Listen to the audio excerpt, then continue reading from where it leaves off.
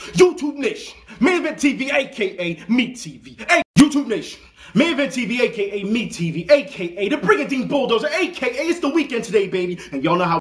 YouTube Nation, MainEventTV, aka MeTV, aka One Shot, One Kill, aka. What's up, YouTubers? This is Darren, aka D1 Redman, aka D Redman, aka Big D, aka Big D Ravens. And this is another edition of Behind the Cam. You will understand why I did the opening when you meet my next guest on the show. EventStatus, MainEventTV, EventStatus on YouTube. I first started watching this guy's videos because I bought this game, DC Universe Online, and my stupidness, I didn't realize that one, since I got it on PlayStation, I would have to pay more money at the buying the game and then pay more money per month and then be nickel and dimed again. Anyway, getting off that, I started looking up videos and information about people who also were discussing about this game, and I came across him. And ever since then, I've been looking at all his videos. This guy is a passionate gamer. He's a passionate sports fan. He also does videos on the gear you wear, the clothing, the basketball clothing, and all that stuff like that. This is one well-rounded individual, and the passion comes through in his videos, and I just had to have him on the show to take a departure from my regular Behind the Cam, which has been, well, all about people on the TTC. So this is my very first one with somebody outside the TTC.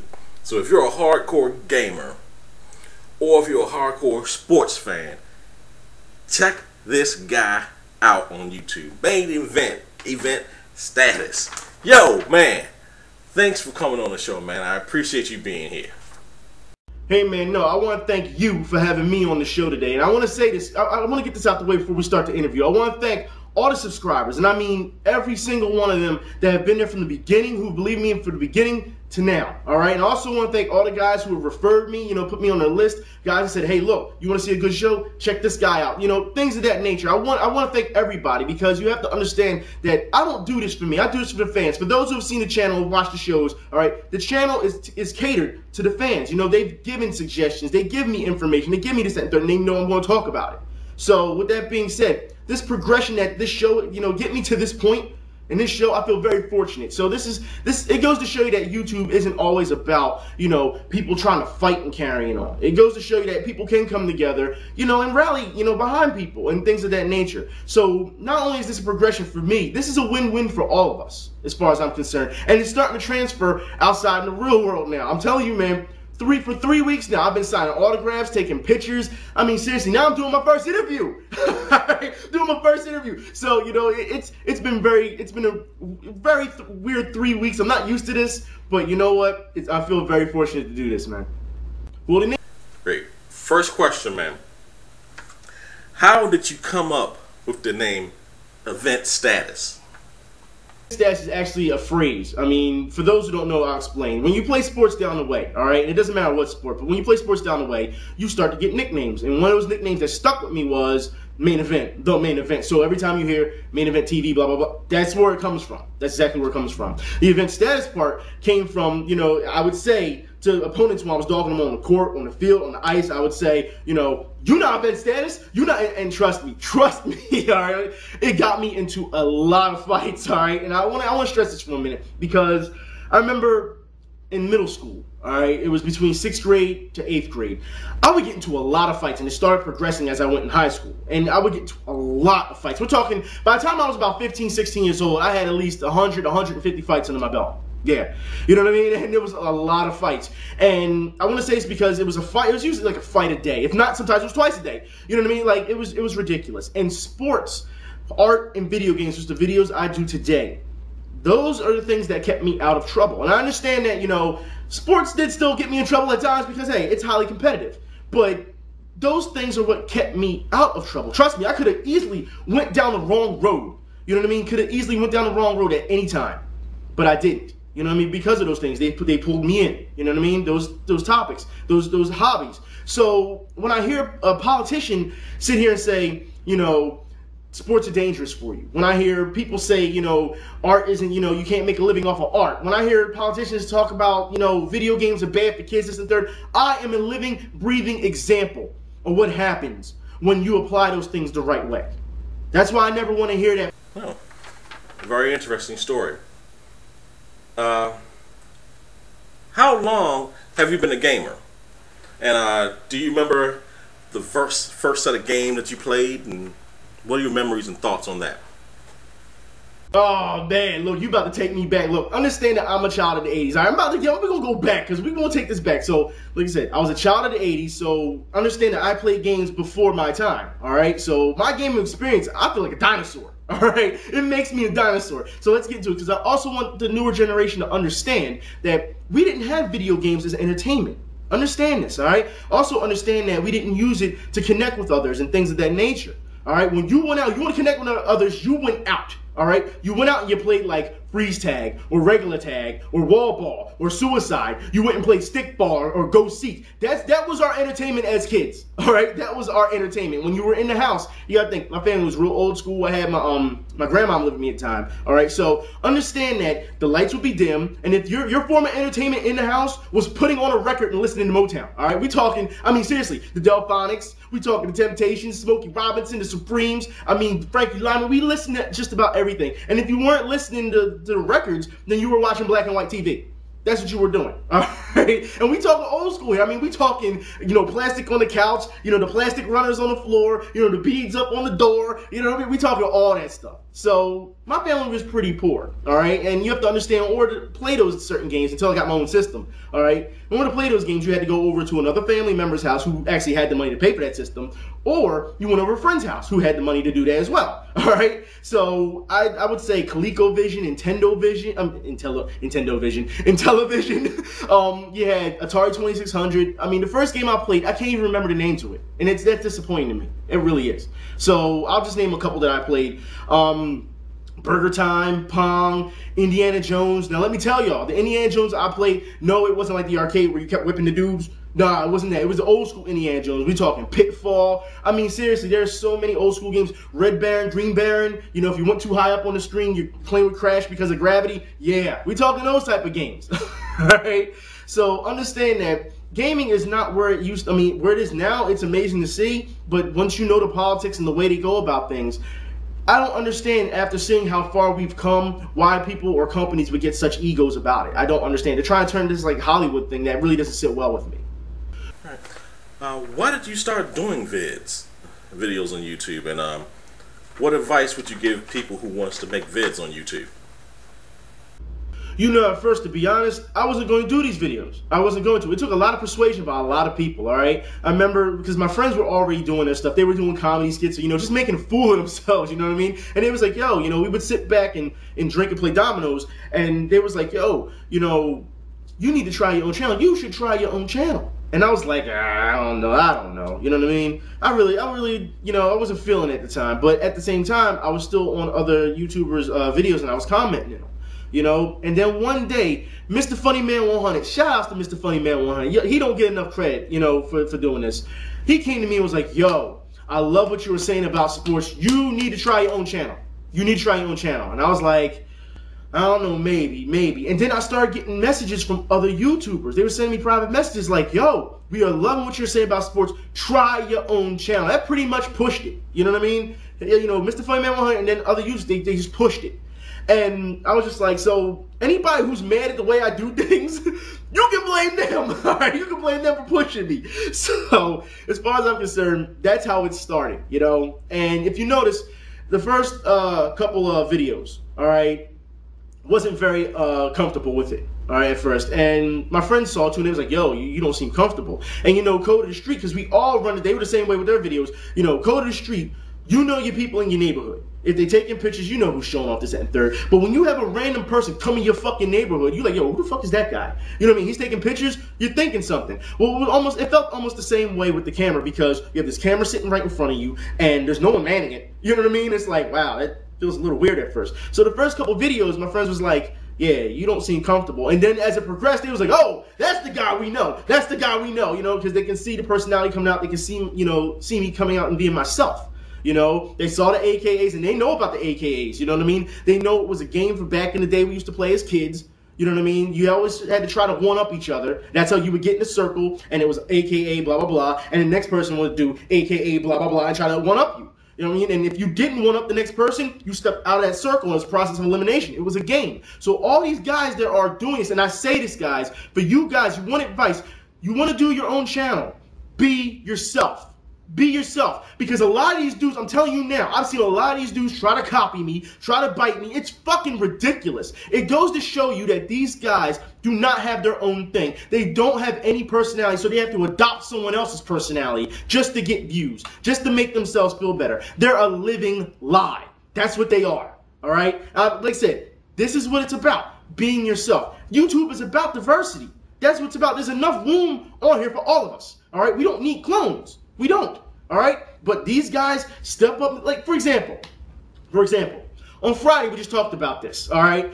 We saw a guy from Marvel, all right? And we're talking a fucking dork. We're talking the glasses, all that shit, all right? He went on to try to use an AKA and failed horribly. Why? Because he did it the wrong way. He did his alias first and then his name last, which makes his real name an alias. He said, I'm Agent M, AKA, and then used his real name. No! You do your real name first, then do your alias. You stupid fuck. I mean, seriously, this is what it's come down to, and this is what happens. This is what I mean. People try too hard. They try way too hard to be something they're not, instead of just being themselves. And like I said, it's all for views. It's all for, you know, to make themselves feel better. It's self-gratification. I do these videos, and any fan will tell you, because, like I said, the videos have progressed, the challenge has progressed because of the fans, all right? So it's for the fans. It's for the fans, all right? If I decide to leave tomorrow, I don't have any regrets. Some of these dudes can't live without this shit. They just can't, and they've admitted it. You know what I mean? One way or another, they've admitted it. And it's like, it's crazy. So when you catch them doing that shit, it's like, God, you can't get your own shit. You just can't. It's ridiculous. And me and my fans, we just had to talk about this not too long ago as well. All right, we talked about this, and it was just like, just keep doing you. They'll eventually be exposed. Seriously, they've been exposed time and time again. It's ridiculous. It really is. My advice, have some emotion, show some passion for what you do, and be yourself. When did you first realize you had a gamer following on YouTube? Well, in the gamer community and in general. When did you first realize you had a following? Be yourself. You know, at first, I didn't even realize I had a video game following, to be quite honest. You know, the first video I did was towards Mr. Funny Man 100's video game video. I only did it because I wanted to know how it felt, just to get the experience, you know? And he was like, once he saw the video, he was like, yo, he was like, have you done this before? And I was like, nah, I haven't done this before. You know what I mean? And he was just like, well, you did really well for your first time. You know, so I started doing more video game videos. And then I was like, you know what? I can see this, because I'll be quite honest. I could see if I had to do, if I had to do one topic or one hobby videos the entire time, I'd have quit this by now. I would have quit. So it was good that I was able to stretch out the sports and the art and things of that nature, because it keeps it fresh. That's what keeps me going. If I had to do just video game videos all the time, I'd have quit by now. I'd have been done. All right, I'd have been done a long time ago. But when I stretched out the sports, I remember the first thing that got big was the McNabb got traded video. And Philly fans they hated me online. They hated me because I would see other videos of what Philly fans had to say. It was like some 14-year-old kid was like, what's good, Kevin Kolb? What's up, son? I'm thinking to myself, you don't fucking know Kevin Kolb. You know what I'm saying? I'm like, this is fucking horrible. And I let people know how I felt. And I would try to reply to those people that, you know, that had a difference of opinion to start conversation, and they would decline my videos. I'm like, really? Really? You know what I'm saying? Like, you gotta be kidding me, man. And then I was like, you know, now, these days, well, first off, we saw how the whole Kevin Kolb thing ended, all right? Just saying. But we see now how things are. And now those people who denied me in the beginning, now they like, Event's the man, Event's this, Event's that. It's like, I don't want to talk to you, bro. All right? You didn't want nothing to do with me in the beginning. Now that I'm the big man on the block, You know what I'm saying? Now you want to be down. Fuck out of here, man. Seriously, fuck out of here. You know what I'm saying? Now that I'm being known, whatever, man. So, you know, the sports really took off. And when I started doing the sports, I started seeing more views, all right? And then, God bless the Philly fans, you know, they had their own sports groups. So they took me in. They took me in. If it wasn't for the Philly fans, because they held me down in the beginning, because people doing, like, when I was doing video game videos, they weren't really checking them out. You know what I mean? They didn't know. So, you know, I was just one of those, you know, diamonds in the rough at the time. You know, and Philly fans really pulled me in and took me in and showed me how to do things. You know, so I was doing the sports videos, and then I started spreading it out to apparel for basketball and things of that nature. You know what I mean? And then El Prez came along. He saw that shit and was like, yo, he was like, you that dude, keep doing you. And then before you know it, I started going back to video game stuff, because he was like, yo, maybe you should, he was like, just a word of advice, try a couple more video game stuff. You know what I mean? Just try a couple more video game stuff. And then it just took off. It just took off. And that's where it's come down to now. It's like I do sports now, I do video games, and people keep asking me when I'm gonna start the art stuff. Trust me, I'm gonna get to it. My schedule is busy right now. I will get to it. Like I said, I'm thinking about doing it once a month now for you guys. Like I said, I'm not gonna abandon any of you guys. Alright? Well, okay. Did you ever trash a game and realize that you were wrong, and vice versa? Or you liked the game and nobody else did? Well, if you look through my videos, I haven't really trashed that many games. I mean, I've been on, I think, a good roll since last, May? Since DC Universe, I've been on quite a roll. All right, so I really don't trash games as much as I do try to promote them or show people, you know, look, this is what you're getting yourself into. You know, you should, you know, whether you buy it or not is up to you. It's merely opinion, you know. So that's what it comes down to. I will say, for an example, that mostly right and wrong is opinion, because of the fact that I remember in one video I talked about how I liked SNK versus Capcom more than Capcom versus SNK, and a lot of people disagreed. But when they came in, they said, look, I disagree, you know, that's just my opinion. And I was cool with that, because, you know what, they didn't come in like a fucking idiot and, oh, you're stupid and you're wrong. And they're video games. They're video games. You know, so, you know, if you can sit here and disagree with me, you know, and be cool about it, I'll listen to you. You know what I mean? Because that's what it comes down to. Not everyone's going to agree with each other. What pisses me off, though, is when people sit here and say, don't ever sit here and try to debate with me because I'm never wrong, this, that, and the third. That's bullshit, all right? Because as we all know, as human beings, we all make mistakes, all right? And as we all know, you can't be the man 24/7 all the time, all right? Somebody's got to carry bags. Somebody has to have a bad day. You know what I'm saying? Somebody. So for people to say that they can never be wrong, they're fucking lying. All right? And anyone who even thinks, I wouldn't even want to be associated with anybody who even thinks they can never be wrong. Oh, okay. Interesting. Do you ever receive feedback from the game makers on was it kind of angry? Was it just getting your advice, or was it adversarial, informative? I mean, did you receive any messages back from the game makers about your vids? Yes, definitely. I put it like this. I've received so much feedback in probably the previous 3 months from companies. And no, it hasn't been anything out of spite or anger. No. It's always been, you know, we like to learn from you. They're very professional. You know, they like to know more. They like to know what I think about things. No, I am not game testing. I'm not game testing, all right? And I know a lot of game testers say, well, he's not game testing. Look, I'll put it like this. I've been offered game testing, and I've denied it, okay? I've denied it, all right, because I don't want to do it, all right? That's simple. But the fact is, I'm not a game tester. They're coming to me to talk consulting type issues. You know what I mean? How do you feel about this? How do you feel about that? You know what I mean? So I talked to them. Like I said, they singled me out. When you go and game test, the average person go and game test, you had to fill something out to go get a beta or something. These companies are messaging me. They're coming to me and saying, hey, we like what you have to say and we want you to help us. That's what they're saying. You know what I mean? And I don't want to name names due to the fact that these games are still in development. And it's, you know, it's pretty interesting because who'd have thought it'd go this far? What would you consider to be the best gaming console, and why? The best console? Man, there's no such thing. There isn't. That's just company advertising to try to get people to believe in that shit. All right, look, the 360 and the PS3, they're similar. They're very similar. All right, and with that being said, let me say this now. There's only a couple features here and there that makes it different. The PSN before it went down was catching up to the Xbox Live. There's really no difference. I put it like this. It comes down to difference of opinion, personal preference, and people trying to justify the purchase. That's all it comes down to. That's it. My personal preference is the PS3. Why? Because it has some features that I feel, that's better for me, and it has the games that I want. That's it. If the Xbox, don't get me wrong, because I go over my friend's house, I play Xbox, I play Wii, I play PC, I play them all. All right? So if the Xbox had the games that I wanted, I would keep that in my place, but I don't. That's simple. It's really that simple. And people try to make it this, bigger than what it really is. Well, look at the numbers and this, that. Come on, man. Stop, man. Seriously. They're games. They're consoles. I will say this, though. I feel Sony, unless Microsoft can show me different, I feel Sony has the better chance. They take more risks. I feel they have a better chance of taking this to the next generation. And I do not mean in graphics. I mean in gameplay, cross-platform. They're giving gamers more of what brings us together. That's how I see it. Wow, man. Thanks again for doing the show.